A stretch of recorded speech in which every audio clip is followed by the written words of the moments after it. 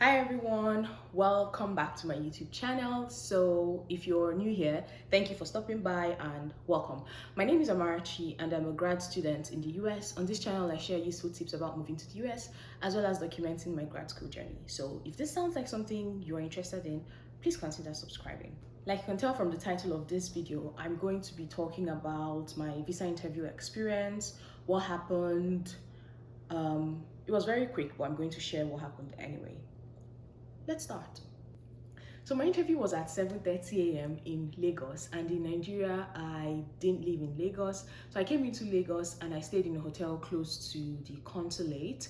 This hotel was 5 or 10 minutes drive away, but on the day of my interview I got up really early and I got there at like 5:30, so 2 hours before my interview. I didn't want to hear stories, all the traffic in Lagos. I just didn't want to deal with it.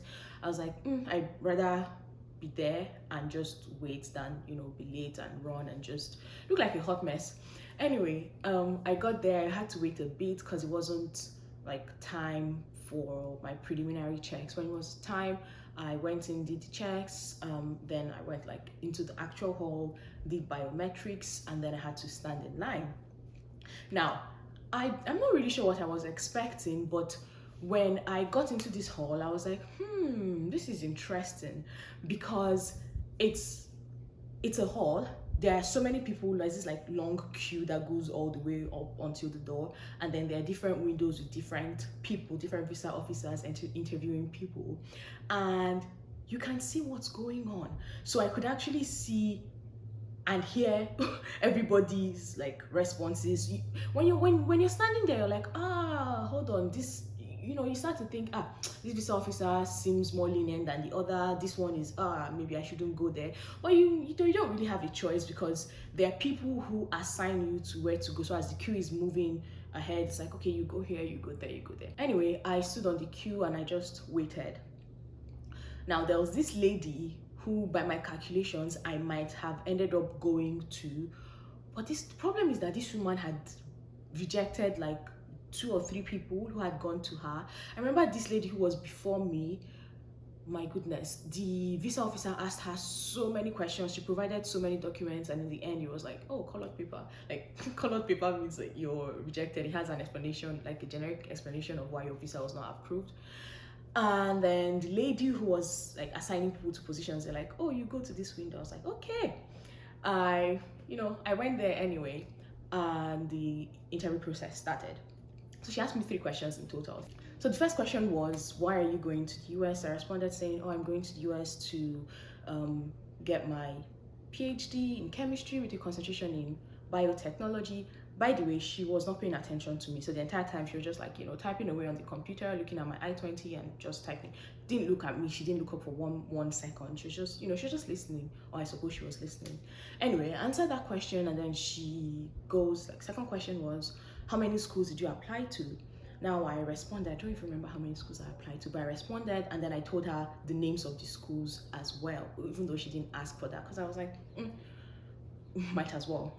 And then the final question was, so why Tufts? Shout out to Tufts. So in this video that I'll link here, I talk about frequently asked questions, like knowing some frequently asked questions and having some answers prepared for those questions. So this why Tufts question, or like why this school question, is one that I prepared for as well. But somehow what came out of my mouth that day wasn't really what I prepared for, which ended up being okay. I don't know if I would advise anyone to do this. But anyway, she asked this question and I went, So aside all of the obvious academic facts, excellence, I'm so sorry, I don't remember the exact words, but I'm going to just try to paraphrase. I remember saying something along the lines of, apart from all the good stuff about Tufts, it's like a highly ranked school, great research, great academic environment, etc. I said, apart from all of that, Tufts seemed like the only school that cared whether or not I attended. Now, I think this response caught her attention because it was at this point she actually stopped typing and looked up with this sort of like question mark, like, okay, go on. She's like, oh, what do you mean by that? And I was like, aha. So I said Tufts was like the only school that really tried to sell themselves to me. With other schools, it was just like, oh, well, that's your acceptance offer. that's it, radio silence. I never heard from them again. But with Tufts, I think every week they were sending me like emails about just talking about different things about the school, their programs, different resources available to grad students, resources available to international students, just different things that, you know, if a person was to make a choice, they'll make a more informed choice. And this was true. Tufts really bombarded me with emails. So, you know, at this point, as I was talking, I could see her like reach to the side and grab like the white paper. I was like, yes. So she didn't like wait for me to finish, but I rounded up by saying, you know, like, just because they seemed like to be the only school that cared whether or not I attended, I felt like it was going to be a good fit for me and all of that. And she was like, okay, that's good. She gave me the white paper, and you know, white paper had instructions of like what to do, how to collect my passport and all of that. And then she said that my passport would be ready to pick up on Monday. Now, my interview was on Tuesday, said it was going to be ready to pick up on Monday. And I was like, in my head, I was thinking, no, that's not going to work. Because remember, I didn't live in Lagos. I already made plans to go back that weekend, because from my research, everyone that I spoke to, or like sources that I found on the internet, said that your passport will be ready in 3 business days. So from my calculation, I thought, oh, this is going to be ready on Friday, and then I can leave like Saturday, Sunday. I don't remember which day exactly. Now she was telling me to be ready on Monday. Anyway, I just told her, I said, look, is there any possibility of me to get it before Monday, perhaps on Friday, because I don't live in Lagos and I already made plans to go back, and I had this like pickup option, not delivery. And she's like, okay, I'll see what I can do. She put a sticky note. I guess she like wrote a note on my passport, and that was it. It was very, very, very easy. The actual interview process was like 2-3 minutes maybe, but yeah, that was like very simple. And you know, I left, and that was it. That was my process. Just 3 questions. And in my opinion, I think a couple of things that helped me.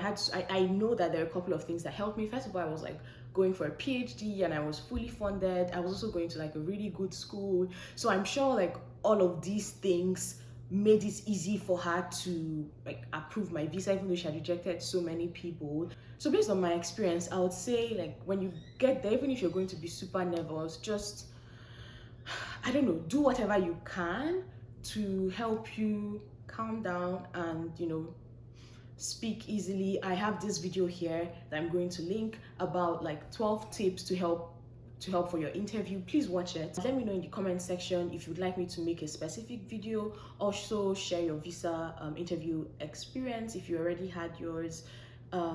Yeah, that's it for this video. Thank you so much for watching. Take care, and I will see you in the next video. Bye.